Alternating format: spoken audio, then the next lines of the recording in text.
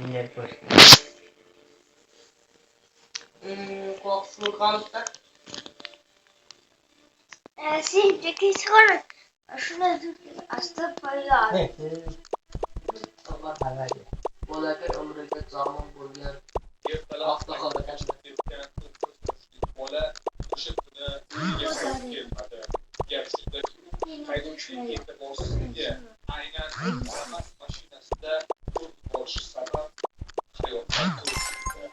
Ma'lum bo'lishicha, voqea bir necha kun avval Farg'ona viloyatida soat taxminan ertalabki 7:30 sodir bo'lgan. Yo'l bekatiga tomonda. Bu yoqda o'rta ketayotgan bitta mashina tomonda burilyapti o'zi. Aç mashinaga qarab, peshoqqa halinib bolalar yurib chiqib bordi, bittasi bor. O'rtada bolalar katta masofada ko'rdimda.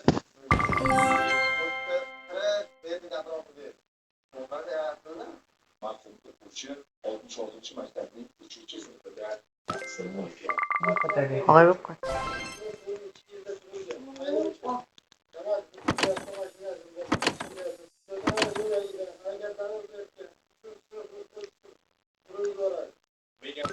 Ko'rsatilgan tibbiy yordamlarga qaramay bolakay shifoxonada vafot etadi.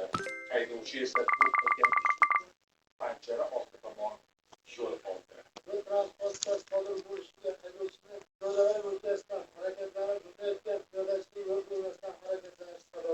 Mazkur holat yuzasidan Buxoro tumani Ichki ishlar bo'limi huzuridagi tergov bo'linmasi tomonidan O'zbekiston Respublikasi Jinoyat kodeksining 266-moddasining 2-qismi bilan jinoyat ishi qo'zg'atilib, dastlabki tergov harakatlari kirishilgan. Hozirda ayblanuvchiga nisbatan qamoqqa olish ta'zirli jazosi qo'llanildi.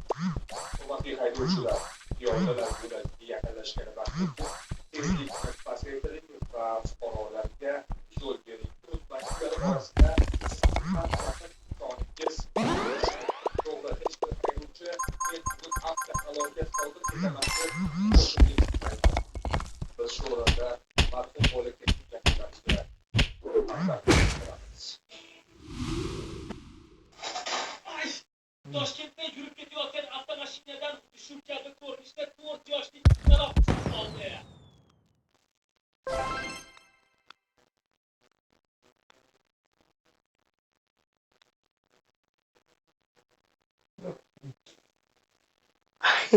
Yugurib ketma rasxo. Ma'lum bo'lishicha, holat Toshkent shahar Sergeli tumanida Chiqib ketdi. Kabiralarni olib ketayotgan vaqtida orqa eshik tutilmaganda ochilib ketib qolish natijasida 2021 yilda tug'ilgan qizaloq avtomashinadan Ochilib ketmish. Qizaloq avtomashinadan chiqib ketganida orqadan yonadi va mashinalar to'xtaydi. Avtomobillardan biri kelib uni bosib ketib qolishi ham mumkin edi. Orqa o'rinda o'tiribdi. Bundan bir bo'ladi. O'zimizni haydovchimizdan chiqqan paytimda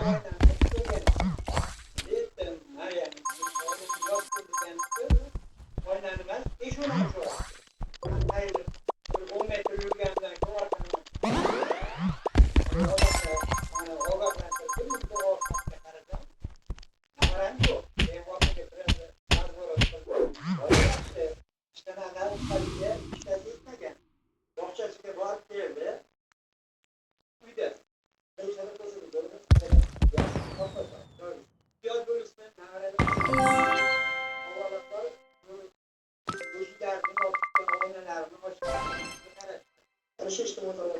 Beşli kokusla işte.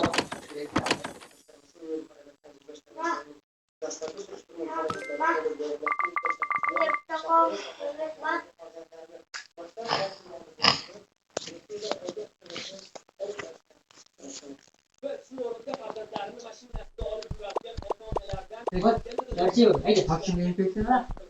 Hadi şimdi. Yok yıkılır. Hoşça kal. Bitir. Burası ne bitir? Başına bir çim ettim yani. Mas keyboard. Kapkasın. Bitir. Hadi çabuk bitir. Ne yapalım bitir? Ular ilk başlıyor. No, colega, otro colega. Nem chumelo. Nem chumelo. Ocha, batay. Bueno. Wow.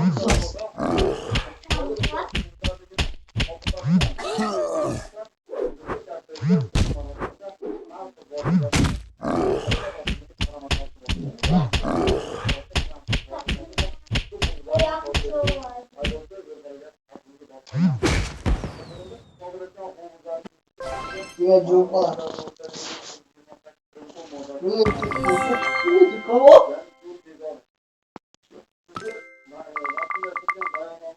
Mata oğlum zaten ya yetkilemem mi? Buramı lazım kusa. Ne? Yet ya. Oğlum. Ne biçim oldu?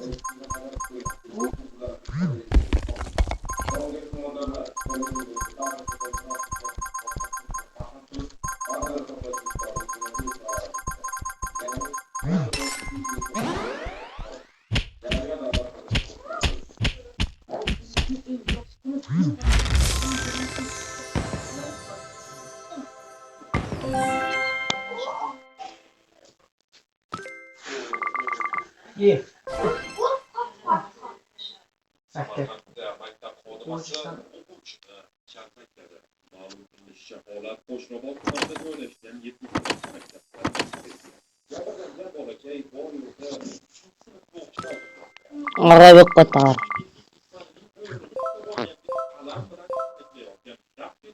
bu maktabda kotiba lavozimida ishlashi ma'lum qilingan. Samarqand viloyati maktabgacha va maktab ta'lim boshqarmasi voqea yuzasidan o'zining rasmiy Telegram sahifasida munosabat bildirdi. Ushbu masala yuzasidan maxsus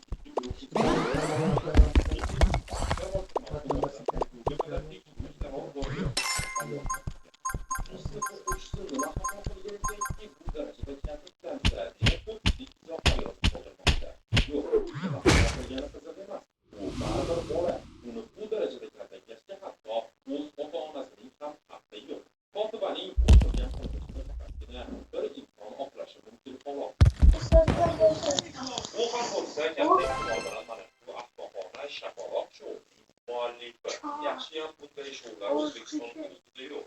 Yo'qsa, o'zbekiston pedagoglardan ortmasdan albatta. Endi Jizzax viloyatida ham bolalar saqlanadi degan xabar ijtimoiy tarmoqlarda tarqaldi. Viloyatda ham bolalar zaharlanishlar bog'liq holatga xalq orasida shov-shuvlarga sabab bo'lgan edi. Jizzaxdagi holat bo'yicha maktabgacha va maktab ta'limi vazirligi o'zining rasmiy Telegram kanalida ma'lum qilishicha, hududdagi bir necha maktabgacha ta'lim tashkilotlariga murojaat etgan 37 nafar tarbiyalanuvchilarga mablag' yordam berilgan. Hozirda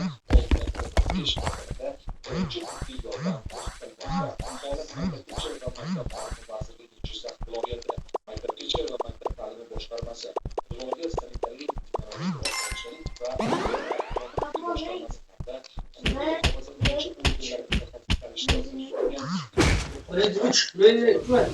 holat yuzasidan tez orada batafsil ma'lumot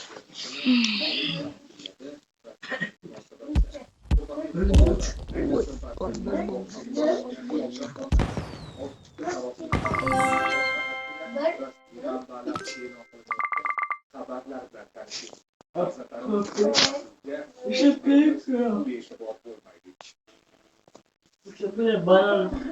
Bana laf lan.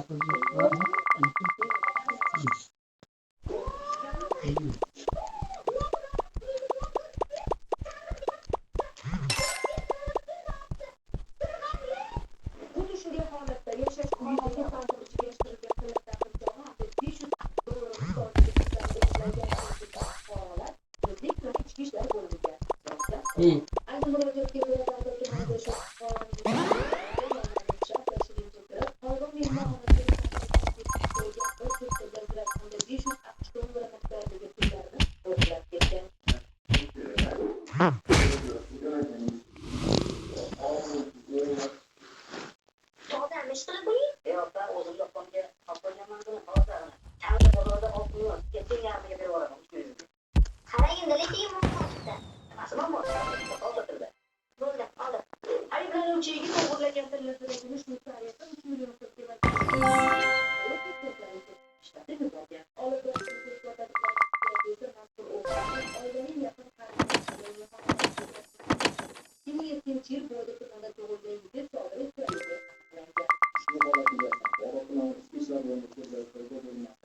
fotoğrafı.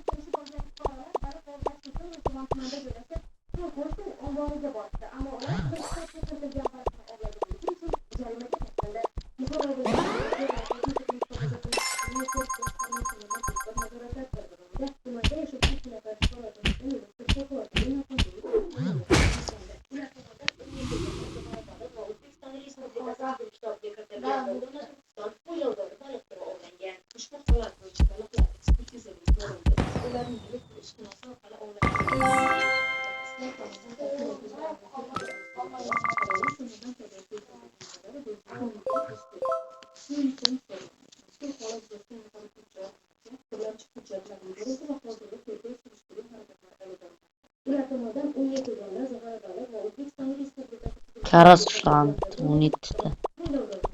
Bitta laqqa ushlandi.